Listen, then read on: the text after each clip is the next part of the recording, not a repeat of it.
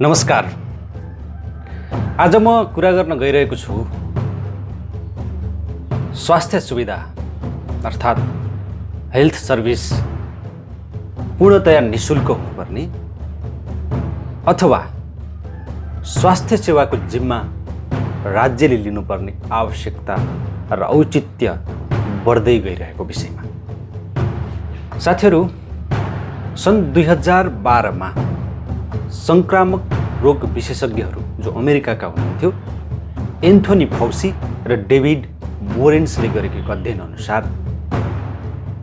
1940 देखि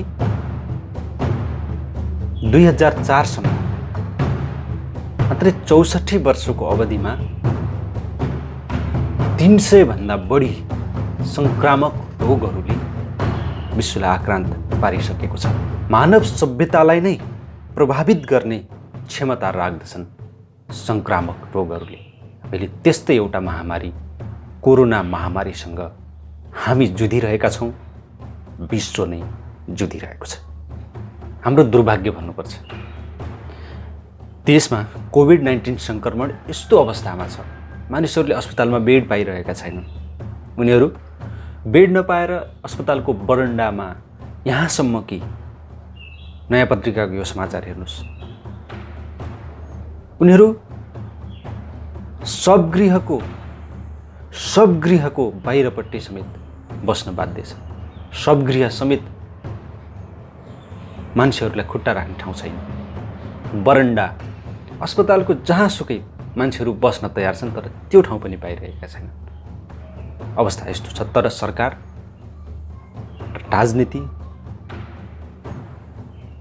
उसको आफ्नै धुन छ, सत्ता। यस्तो सङ्कटको घडीमा, अहिलेको यो सङ्कटको घडीमा वास्तवमा राज्यको भूमिका नागरिकप्रति कस्तो हुनुपर्छ र हुँदो रहेछ भन्ने कुरा छताचुल्ल भएको छ। र हाम्रो जस्तो राज्य व्यवस्थाको सबभन्दा ठुलो कमजोरी यसले पुष्टि गरेको छ।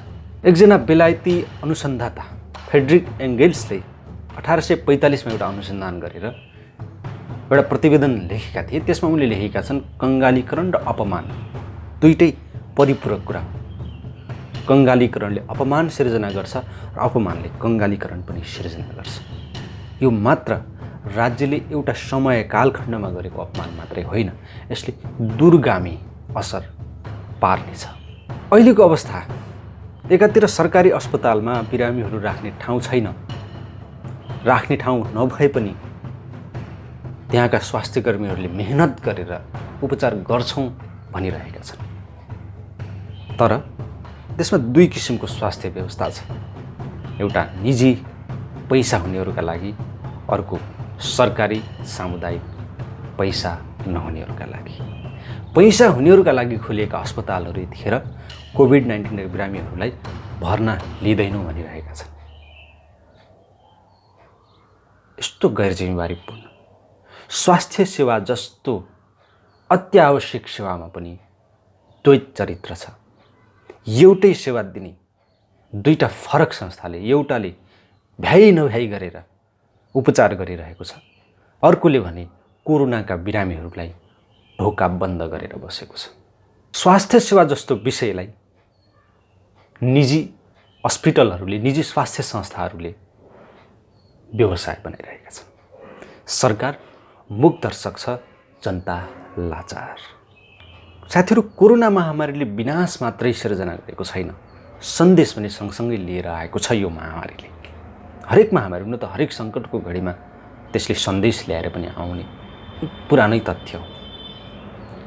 तर यो कोरोनाले सिकाएको सबैभन्दा ठुलो पाठ यतिखेर के हो भने, हाम्रो जस्तो देशका लागि स्वास्थ्य सेवाको पुनर्संरचना। अहिलेकै जस्तो स्वास्थ्य प्रणालीले अब आउने, तपाईँले अघि मैले एउटा अध्ययनको प्रतिवेदनको निष्कर्ष सुनाएको थिएँ, त्यस्ता महामारीहरू हिजो मात्रै आएका होइनन्, आज मात्रै भोगिरहेका छैनौँ, भविष्यमा पनि हामी भोग्नेछौँ, अझ बढ्दै जानेछ।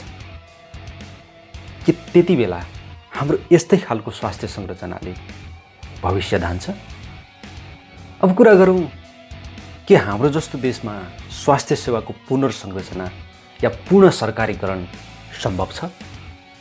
तथ्यहरू भन्छन् छ। त्यसका केही आधारहरू म तपाईहरुलाई भन्छु। पहिलो आधार महामारीले निम्ति आएको कहर र सिकाएको पाठ नै हो। दोस्रो हाम्रो राजनीतिले लिएको या लिने भनेर वाचा गरेको दिशा। तेस्रो हाम्रो देशको संविधान। चौथो विश्वका अरू देशहरूको उदाहरण। अब म पालै पालो यी चारैवटा आधारहरूलाई प्रष्टीकरण गर्छु। साथीहरू, मैले यस विषयमा यस भिडियोको अवधारणा नै बताएँ। कसरी महामारीले हामीलाई स्वास्थ्य संरचनाको पुनर्संरचना अर्थात् पूर्ण सरकारीकरणको दिशातर्फ धकेल्दैछ या त्यो सन्देश दिइरहेको छ। 2074-75 सालको स्वास्थ्य सेवा विभागको एउटा तथ्याङ्कले भन्छ देशमा रहेका करिब 9,500 स्वास्थ्य संस्थामध्ये 2071 स्वास्थ्य संस्था निजी छन्। र हामीलाई थाहा छ निजी स्वास्थ्य संस्थाहरू प्राय अस्पताल स्तरकै छन्। 2071 मा कमसेकम आधा मात्रै अस्पताल भए पनि 1000 भन्दा बढी अस्पतालहरू निजी छन्। तर सरकारी अस्पताल 125 मात्रै छन्। यतिका निजी अस्पताल हुँदाखेरि यस्तो ठुलो महामारी आउँदाखेरि खै त तिनीहरूको प्रभावकारिता। यदि सरकारसँग यी स्वास्थ्य संरचनाहरू भइदिएको भए कि अहिलेको महामारी यस्तै अस्तव्यस्त हुन्थ्यो। दोस्रो आधारमा जाउँ। हाम्रो राजनीतिले दिएको दिशा या वाचा गरेको दिशा। देशमा पटक पटक आन्दोलन भए, विशेष गरी 2007 सालपछिको प्रजातान्त्रिक आन्दोलन र त्यसपछिका थुप्रै आन्दोलनले हाम्रो राजनीतिले भनेको छ नेपालको सबैभन्दा पुरानो पार्टी नेपाली काङ्ग्रेस, औपचारिक पार्टी नै भनौँ, त्यसले लिएको दिशा नै समाजवाद हो। र हामीले गरेका हरेक आन्दोलनको लक्ष्य समाजवाद हो। र समाजवादले भन्छ स्वास्थ्य र शिक्षा निशुल्क जनतालाई दिनुपर्छ। हामीले कर तिरिरहेका छौँ सरकारलाई। चक्लेट खाँदाखेरि पनि हामी राज्यलाई कर तिर्छौँ। त्यो करको रिटर्न स्वास्थ्य र शिक्षा निशुल्क बनाएर सरकारले दिनुपर्ने हो। तर सरकारी अस्पतालमै हामीले निशुल्क स्वास्थ्य सेवा पाइरहेका छैनौँ। त्यसकारण हामीले हाम्रो आन्दोलनले लिएको दिशालाई पनि पुरा गर्ने हो भने या हाम्रा सपनाहरू साकार पार्ने हो भने पहिलो स्वास्थ्य सेवालाई नै निशुल्क बनाउने दिशातिर हामी अघि बढ्नुपर्छ। र त्यसको बाटो सबै स्वास्थ्य सेवाहरूको सरकारीकरण या सरकारको हस्तक्षेप हो। सरकारले कमसेकम हस्तक्षेप गर्न सक्नुपर्छ। अहिले निजी अस्पतालभित्र तपाईले देख्नुभयो होला, अस्ति गण्डकी प्रदेशको एउटा उदाहरण, एउटा सांसदलाई लिएर अस्पतालले एउटा कोठाभित्र राख्यो। सांसदलाई लिएर अस्पतालले कोठाभित्र राख्यो। कोभिड लागेको भनियो, तर त्यसको पुष्टि भएको थिएन। त्यहाँ जान कसैले पनि दिएन। यस्तो पनि हुन्छ स्वास्थ्य संस्था। कमसेकम सरकारले हस्तक्षेप गर्न सक्ने गरी स्वास्थ्य सेवाको पुनर्संरचना पहिलो चरणमा गर्न सक्यो भने पनि धेरै ठुलो परिवर्तन आउन सक्छ। समाजवाद भन्ने शब्द भट्याउने शब्द मात्रै होइन, त्यसको व्यवहारिक प्रयोग हुनुपर्छ र त्यसको प्रयोग स्वास्थ्य सेवाबाटै देखिनु आवश्यक छ। अहिलेको महामारीले यो सन्देश पनि दिन्छ। तेस्रो आधारमा जाउँ। हाम्रो देशको संविधान। नेपालको संविधान 2072 ले भन्छ हाम्रो देश समाजवादलाई प्रतिबद्धतापूर्वक पुरा गर्नेछ, अर्थात् समाजवादप्रति प्रतिबद्ध रहनेछ।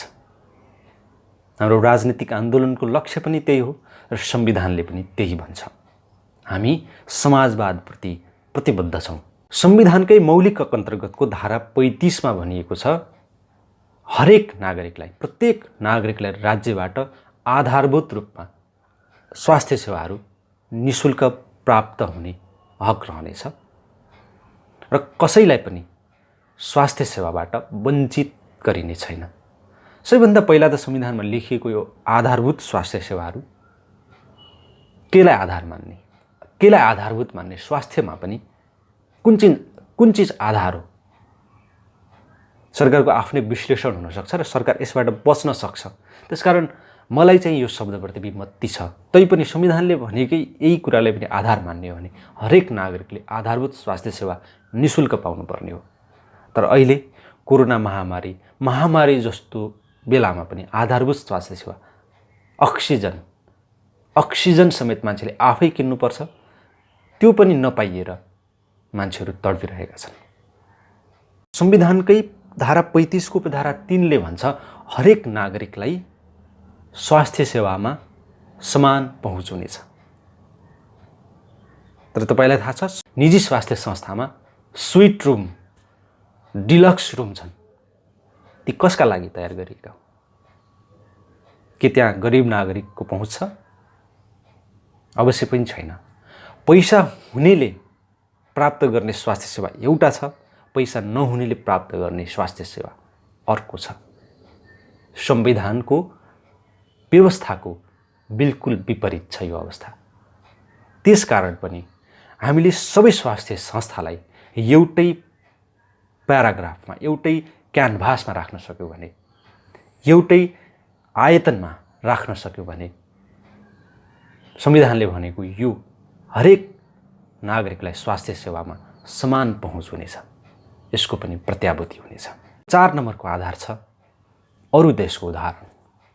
विश्वका यस्ता थुप्रै देशहरू छन् जहाँ स्वास्थ्य सेवा पूर्णतया सरकारको निगरानीमा हुन्छ या सरकारकै स्वामित्वमा हुन्छ।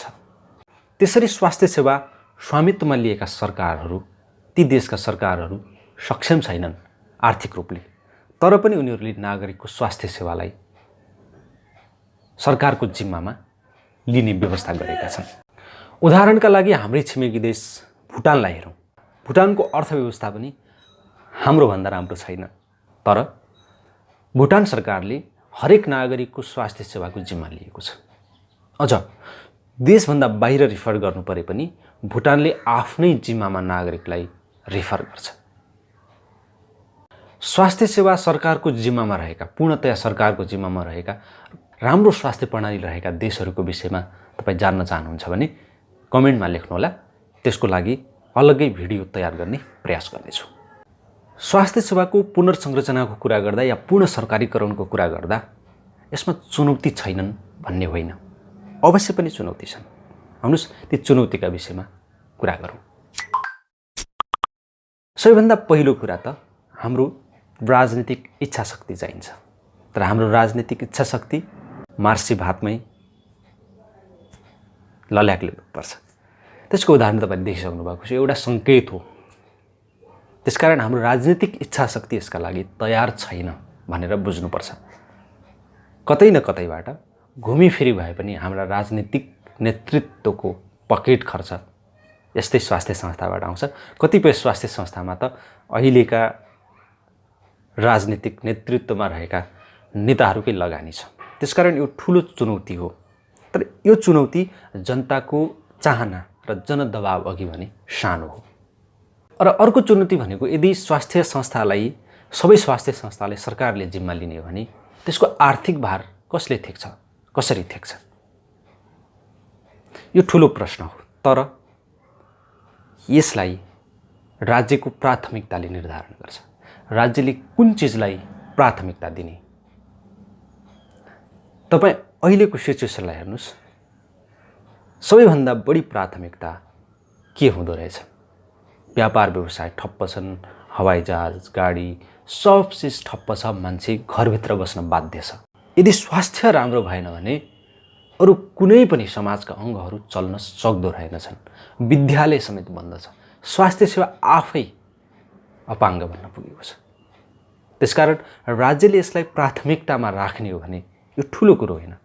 र यदि आर्थिक भार कसरी थेक्छ भन्ने प्रश्न आउँछ भने पनि त्यसको एउटा अलि रमाइलो तर मार्मिक उत्तर म दिन चाहन्छु। सापटे उत्तर हो। मैले ट्विटरमा भेटेको थिएँ, एकजना विद्वानले लेख्नु भएको थियो, उहाँको नाम चाहिँ मैले बिर्सेँ।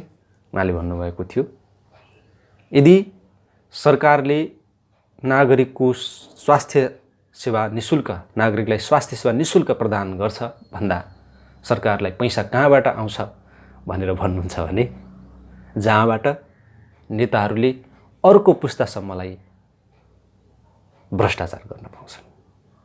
पुरानो उखान नै छ, फलामलाई तातेकै बेला हिर्काउनुपर्छ। नमस्कार, आजलाई यति नै, पुनः भेटौँला।